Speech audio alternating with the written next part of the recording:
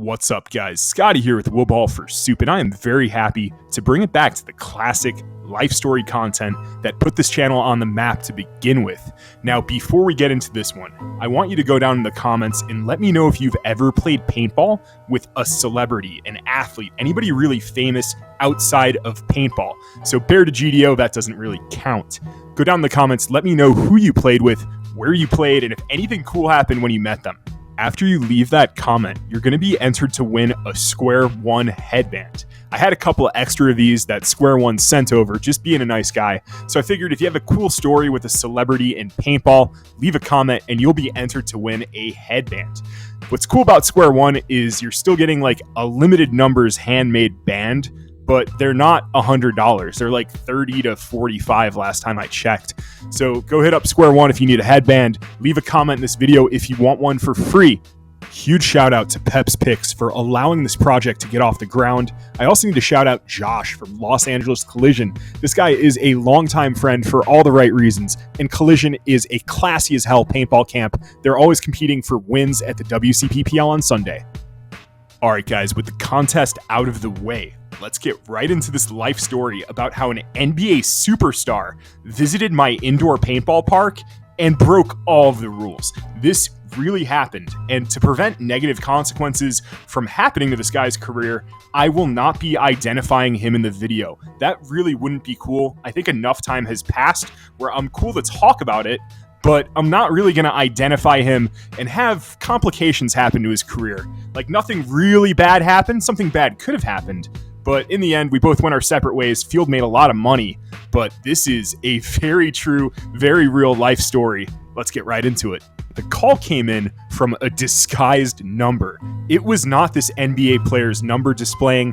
It was the name of a local chicken business. Maybe I thought, like, okay, it's going to be a restaurant crew taking the day off going to play paintball. We've actually seen that before. We had Texas Roadhouse come through, and they took really good care of us. They brought us a ton of food. So I'm like, all right, it's probably just going to be a hot chicken restaurant, or whoever's chicken it was. I think it was some sort of a southern hot chicken restaurant who called in. And I was expecting, hey, it's a private group, going to be 8 to 10 of them. Sure, let's get this thing done. Normally on Friday afternoons, that's when this call came in. We're spending time doing inventory, taking in new stock, labeling things, getting cleaned up, getting ready for the weekend. But of course, if we're going to make money during this period of time, I am always going to take those groups. I'm always going to try and get them the best experience they can. So I closed the sale on the phone, and what I expected to come in was a restaurant and its crew.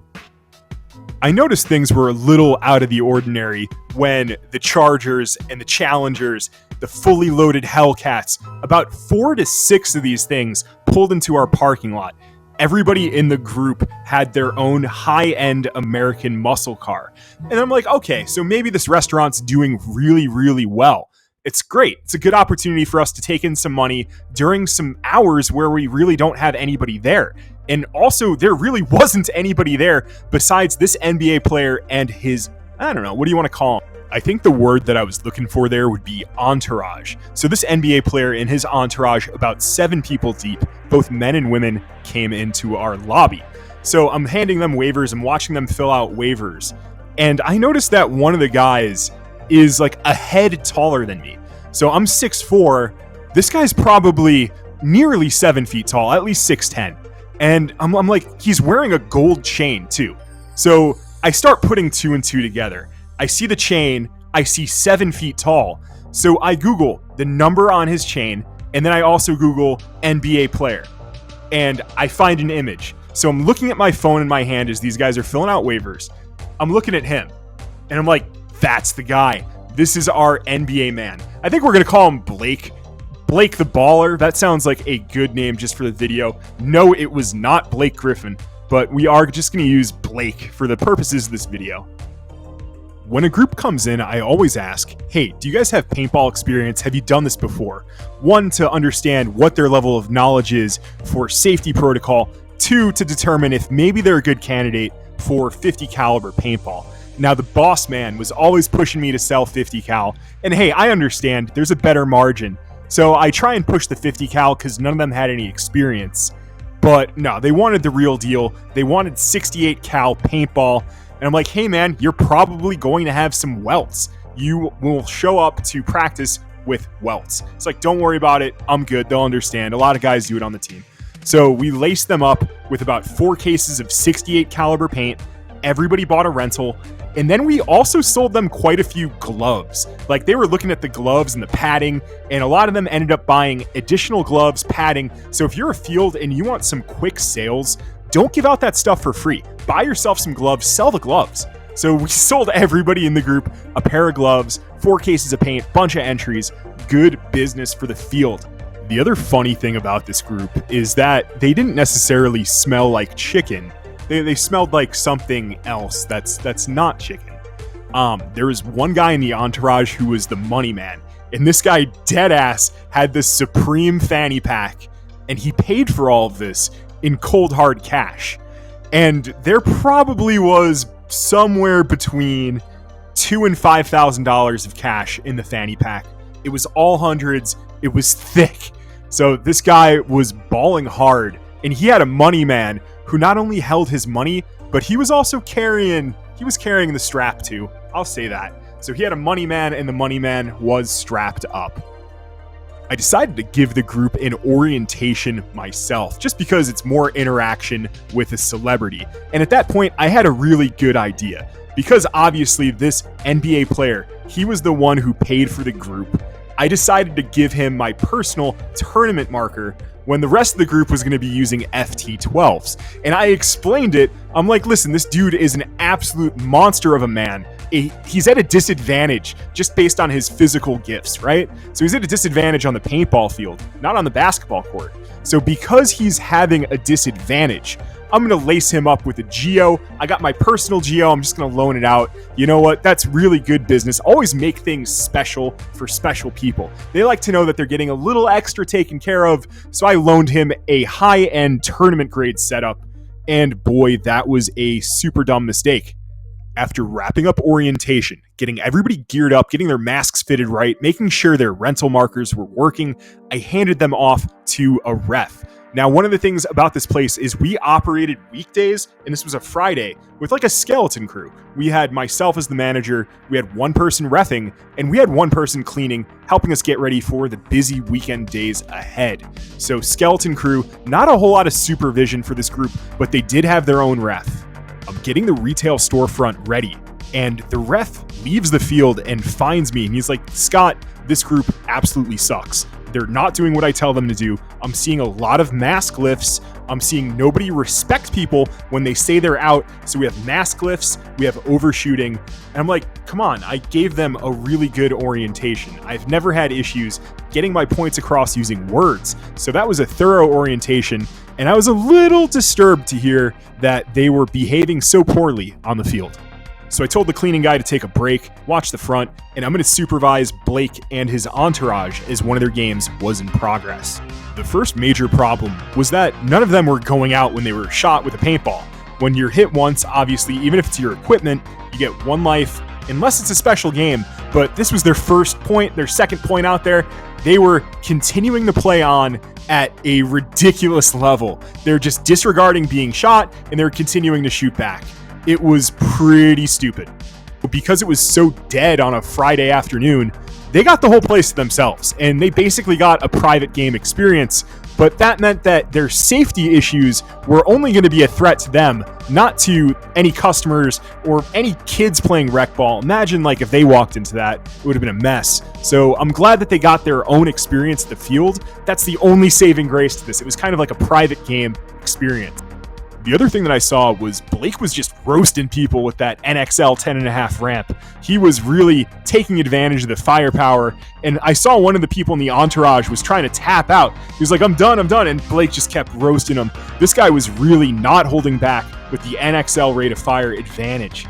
Now, at the end of the point, kind of when everybody ran out of paint, they were just taking their masks off on the field.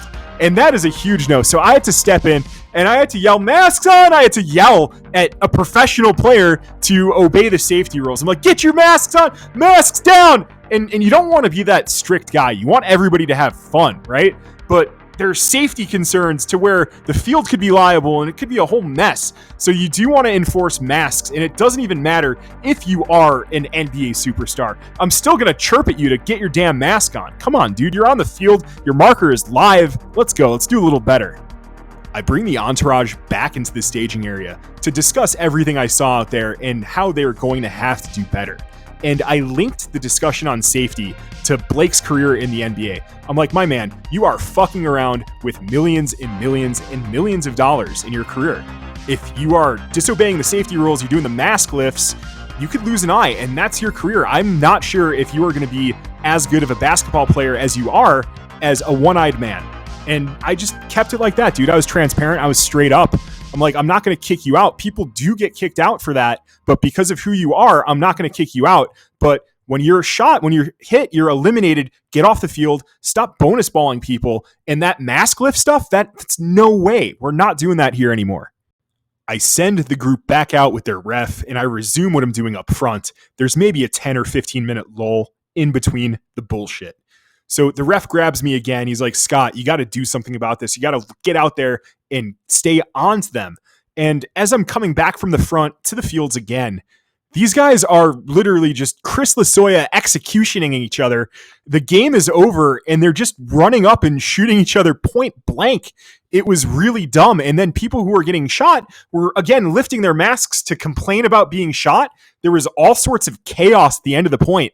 So I'm like, oh man, I'm really going to have to kick this guy out. Nope, one more chance. So like as I'm rounding them up to like give them another safety lecture, their final warning, they kind of decide that they've had enough, especially because they were really overshooting the shit out of each other. Like everybody in the entourage, they were like playing by gangster rules. It was stupid, man.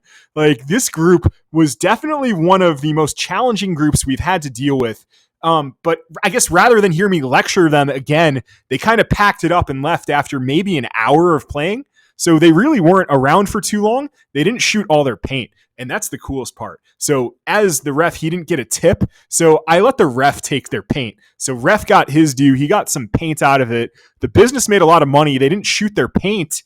So I don't know. It was just a really weird, hey, let's try paintball for 1 hour. Let's do it our way, not listen to how the game is played, and jeopardize this dude's career. Like, it was really not safe, but I don't know. Everything went okay, I guess. Nobody lost an eye. All right, guys, a little about me. I don't have enough time to do this anymore. It's really tough for me to sit here and tell you these awesome paintball life stories and not make any money when everything is getting so fucking expensive. So I've kind of made a choice to focus on the career. I'm not giving this up. There's no chance in hell. I'm not giving it up, but it's just not a priority anymore to me. And that it really hurts. But I love that I did not sell out during all of this. Some people see paintball and they want to make paintball their primary source of income.